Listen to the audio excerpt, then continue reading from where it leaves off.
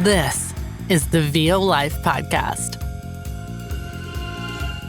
All about the ups and downs of being a voice actor in the real world. Casting sites, agents, marketing, using every resource to make sure we keep growing and reaching for more. We may not be superstars, but we're grinding our way up. From the occasional regional to the local 15 and everything in between, we are living the VO life. Join us weekly for recent happenings and interviews with the people who can help you on your walk through the VO life. Now, here's your host and fellow traveler, Troy Holden. Hey, welcome back. It is the VO Life. What a week, right? What a week. No matter who you are, where you live, what you believe, what you think, what you want. What a week. Yes, it was election week. Yes, there was a lot of other things going on. I had my truck in the shop. I got it out. Paid $270 to get a thermostat changed on the transmission. Got it home, started it up the next morning. Check engine light came back on, plus the analog brake light. And I'm like, holy smokes, it just left the shop. You know? Do people fix anything anymore? Do they actually go beyond the one thing and try to look at the other things? And this place is, it's a 25-minute drive from here. I got to take the truck back again. They'll have to research again. I'll have to make an appointment. It was there 10 days for what took about 45 minutes to fix. And it's just gotten to that point because there are so few service providers and things out there that people that want to do that type of work. And it's just reflective of where we are these days. You go back when vehicles were simpler and you didn't have this problem. Your service station guys could fix things because it was either your carburetor or it was spark plugs or it was spark plug wires or it was the oh God, what's the other things I'm trying to think of? I'm just blank. I mean, of course, your easy things, the battery, but your starter could go out. It was just things. You didn't have 200 sensors on a car like you do now. And what really gripes me is I took the truck into the dealership for a recall. It said, no matter your mileage, you need to bring it in. Mine had 140,000 miles on it. It is a diesel. Or diesel, however you want to say it. I say diesel. But anyway, it's a diesel truck. And they did something to the emissions, some kind of program update, and within a week, I started having lights coming on left and right. I took it, had the transmission flushed, I did this, I did that, and I know this is not in a fix your vehicle thing, but this is all related into how things are changing all the time. And I spent, I want to say $600 on oil change with filters, fuel filters. There are two, getting them changed. I had a sensor that said I can't remember what this thing was, but I bought it. I think it was a crankcase filter. So I put a crankcase filter on it and he, drained and cleaned out the transmission and put all new fluid in it. $600. And then this sensor or my transmission still kept overheating, so I took it to a guy that had a lot more experience with diesel, and he said, there's a thermostat in there and it gets clogged up, it's on the transmission. He said, we put an aluminum block on there and bypass it and get rid of it. You don't really need it. You just need it to stay cool. You're not worried about it getting hot. It shouldn't get hot. It needs the fluid, and the thermostat was blocking the fluid from getting in there. What? And yeah, he's right. I drove it coming back home. It never got over 95 degrees and it was running over 200. So he fixed it, but he even showed me where he went through and saw that the NOx sensor was on, but he said, watch it for a few days. He did tell me that, watch it for a few days. But I'm hearing that's another 600, or you can go over the top and do a delete. And those of you that have a diesel know you can delete all of that emissions crap, get rid of it for a couple of grand, and you don't ever have to worry about all these sensors again. So I'm either going to do that, or I'm going to go back to a gas truck, which it'll have all that crap on it too. Sometimes you got to wonder, is all this stuff related to the environment as true as we're told it is? Or are we drinking the punch? And that's what I want to talk about today in voiceover. Are you drinking the punch, or are you really digging into what's going on? Let's start out by, I hit job number 99 on voices.com. Now, as long as I've been on there, that's not a ton. There are people that have been on there shorter that have probably done more. But for me, with my limitations of I don't book Gen Am, I booked a lot of video game stuff on there when I first started out. And then I realized it was too cheap and I quit going after it. And I started, by then I'd gotten my coaching. I was doing other stuff. But those $100, $150 jobs paid for a lot of coaching. And so I'm going to hit that top rated status or whatever with one more job. That's great. It may help me, it may not. But you start going on there, and this is something I want to tell you guys to do if you are just getting into this or have just gotten started. Go on to voices.com and go in the search bar and put in male voice over or male voice actor, or just search the males and look at how many reviews they have. Some have thousands, some have several hundred. Listen to their samples, look at their reviews, and ask yourself, can I compete with this? Because that is one of, if you listen to 50 that you're going to compete against. Also look at people that have a lot of repeat business that says, and it'll pop up in the profile, this person has a lot of repeat clients, which is a big deal because that means people come back. And on a platform, that's a real big deal. Because what they're doing is privately inviting that person after they book them and say, they were really good on that. Let's just invite them and maybe 2 or 3 more. And they're handpicking who auditions. They're not putting it out there to the masses where so many people are seeing it. Like a lot of the stuff I see has got, by the time I get to it, 25, 30, 80, 100 auditions, especially on a good paying job. What you have to realize is if you're drinking the punch that says this is easy, don't drink that punch, because those people are your quote unquote competition. They may help you in VO. They may be happy to work with you and help you. But on the other hand, they're competing for the work and they want the work. So they're not going to back off and let you have it. There's friendly competition and there is a wonderful environment, and there's 2 different things. And voiceover is one of the best environments of anything you'll ever be around, because they're creatives, they're friendly, they're so fun. And they're easy to get along with. They'll talk to you all about the business. But when it comes down to going after that job, they're going after that job, folks. They're not going to back off and hand you some jobs to get you going. You have to get going. You have to compete. So don't drink the punch that you can just walk into that. People are always posting, and I've seen a couple this week. Which platform should I get on first? How about none? Because you have got to be prepared to win. You've got to be totally in the game. Your auditions have to be top notch. Your production's got to be good. Your studio's got to sound great. And there's so many things that have to fall into place. But don't drink the punch of, this is easy, and it's not. It is not. It really is not. I'm about to wrap up this year, my 3rd year full-time. And I have had an increase in my income from course when I started to, and then when I went full time, I had a nice increase that year. I had a nice increase last year. This year, it's possible I'm going to have an uptick, but it's not going to be like it was from year 1 to year 2 or from part-time to full-time. And let me lay out the transparent truths of what I'm seeing after doing this for 3 years.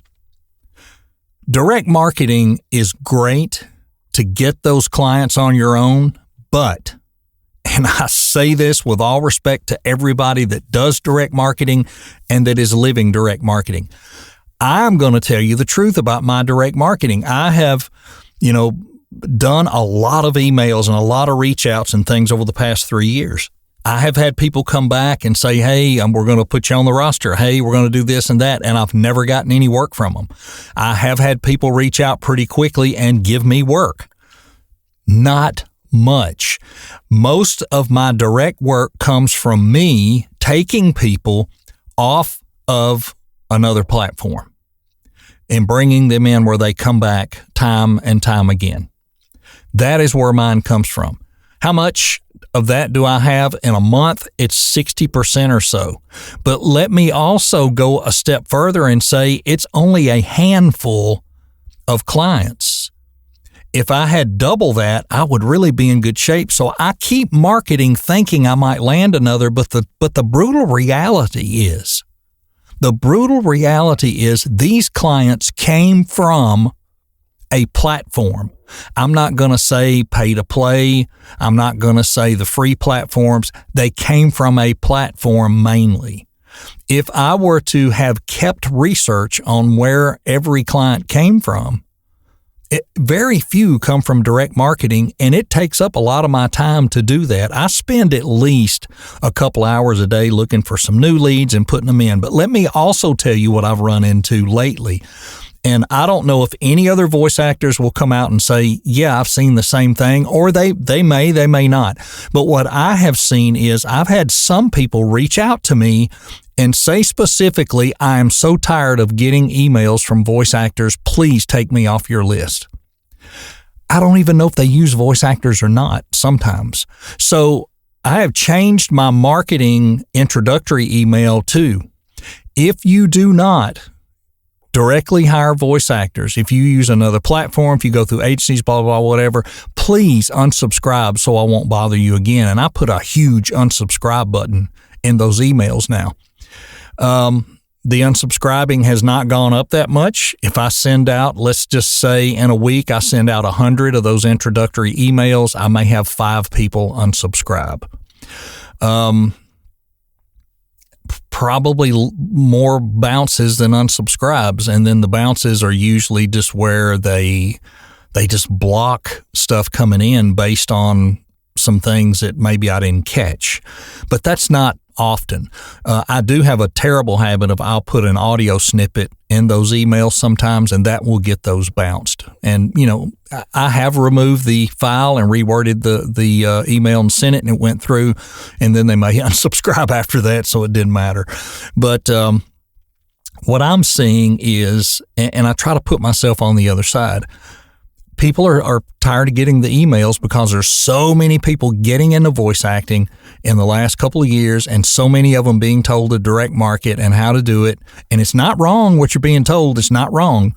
But there's so many people doing it, the people on the other side are getting tired of it. All right, so let me flip that back to me and what I see in my inbox. If I get one more person wanting to do my SEO, if I get one more person wanting to search leads for me, and most of this comes off LinkedIn where they find me on LinkedIn, and, a lot of them don't even realize what I do.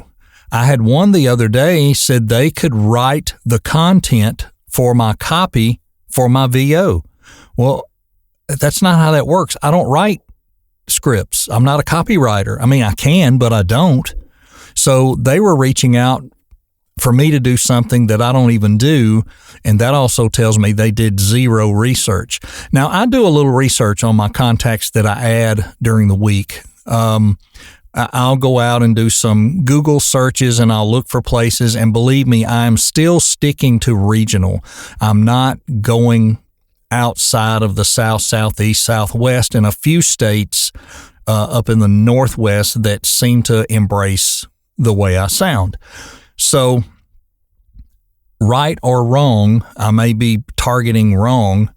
That's what I go after. So I really dig into it, but I still send a very general, short email to those people. I'm not trying to get in a conversation with them yet. What I need to know is, do you use VO? That's really all I need to know in that introduction. And if you don't, let me know and I'll get you off the list, because I only want to follow up and keep sending those things out to people who could have an interest, right? You don't want to keep sending them out to people that don't give a crap. I mean, that way you don't really understand what your return is. So, and that's just me. I mean, I'm one of those people that after I book with them or after they engage with me, then I might try to learn a little more. But folks, you know this, most of your emails going out are going out either in groups or in bulk, and you're not really getting personal. What I do, once it's time to get personal, I move them out of the email address that I'm sending all that other stuff out through the CRM, and I'll put them into my regular email, and I'll put them in as a contact, and I will label them as if I'm doing business with them, as a client. And then if not, I will label them as a prospect in there, and then I can pull that prospect list out. If they are just a lead and I'm emailing them as a lead and we haven't really connected and we haven't really done anything, they haven't asked me any questions, they stay a lead, they stay in the CRM that way. But when I bump them up to something else, then I grab that list of those type contacts and I will copy that into, when I do a regular email from my Outlook email. So then it becomes more personal because they're getting an individual email from me, because I may only send 10 of those a day or 5 of those a day, because these are more important to me. And I have them in the CRM where it hits me once a quarter. I need to send them something, and it pops up on my homepage, and I'll look and it'll say, no, I don't have anybody for 2 weeks. I don't have to worry about it for 2 weeks. Then the 2 weeks rolls around and I start sending those at so many at a time until I finish them up. But I spend time on those because these people have shown some interest. That's different. But all of the stuff, just trying to get your name in the hat and trying to get a response, short, sweet, to the point, and even ask them, if you don't use VO, let me know and I'll get you off this list, or hit that unsubscribe button and it'll automatically take you out. Makes it so much easier on you, because that's what you're doing. You're trying to get a no. You want a yes, but you're also trying to get a no. And believe me, I'm not a marketing expert, but this is through 3 years of banging my head on the desk. And so anyway, that's why I say there's so many approaches in how to get into voiceover, what you do to maintain a business, start a business, build a business. So many build it a different way. All right, so one of my coaches, and I'm not going to name names, one of my coaches had tried pay to play for a little while and got frustrated with it. And I think it was just because, well, I got some time, let me try it. If I get all these other bookings, I'm booked nationally through agents and managers. Why wouldn't I be able to book on there? And they got really frustrated with it. Don't blame them, because what they're doing at a higher level with the at-bats that they get and the things they book, why change? And I think that's great. I would love to live in that model. I have reduced places that I audition. I do a lot less auditions because if they don't fit me, don't waste the time. That's my mantra.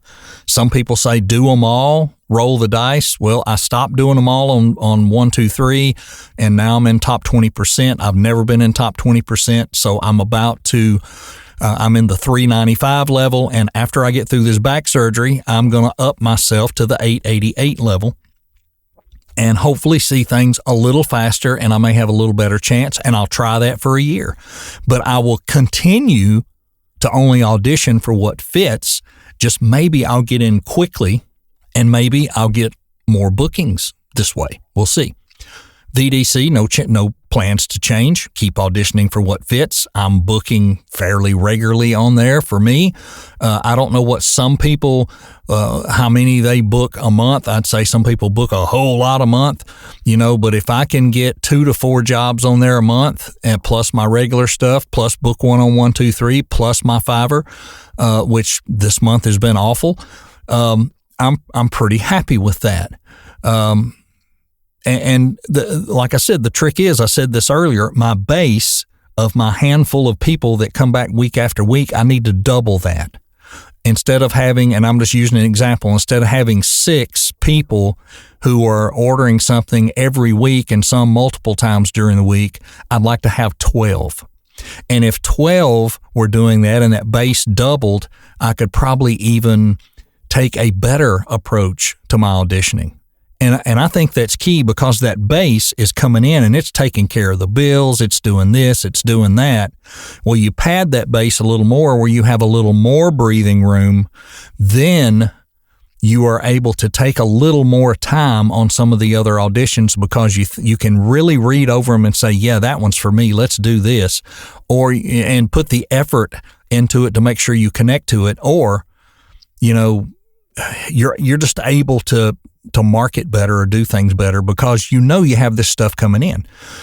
On the other hand, too, it also has you to a point to where you are good at what you're doing with that stuff that's repetitive. You can knock it out fairly quickly. And sure enough, you are only working about 3 to 4 hours a day, or sometimes way less, just recording and delivering. And it opens up the window to do your other stuff and do it without stress. And for me, it's do it without involving a third party. I don't need an admin assistant at the level I'm at. I don't need somebody doing lead research. I have time, and it also leaves me time to do the things I want to do. So I'm thankful for all that. Believe me, I am. But, there was a lot of punch being passed around 3, 4, 5 years ago, and you still see some of it now of how easy this can be. And folks, it's not. It's not easy. You've got to be trained. You've got to be good. I think some have said, and I will agree, AI has come in and swept up a lot of the work that we got 4 years ago that was entry level and, cheap. And now it's, man, you got to work hard. You really got to work hard, train hard. So let me close with a couple of things for the end of the year. Here it is, almost mid-November. My wife is having her second cervical surgery November 22nd. I'm having lower back surgery December 16th. I'm going to take the 16th through Christmas, which would be through the 26th or whatever. I'll probably be able to get back in the studio by then, but my intention is the 16th, taking about 10 days totally unplugged. I won't be able to do anything, and I'll probably be in the hospital 2 to 3 days. So, no podcast, no consults, no anything going on during that time. And unfortunately, no work, but I've, already started warning my regular clients that I'll have to take a quick hiatus, get things to me. But more than likely, if I had to, when I come back home by that weekend, the surgery's on a Monday, by that weekend, I'm sure I could waddle in here and crank out, some work. But we'll see. We'll see. Not going to make the mistake of putting Out of Office on again. I'm going to try not to do that because I scared somebody off last time, and maybe this will work out.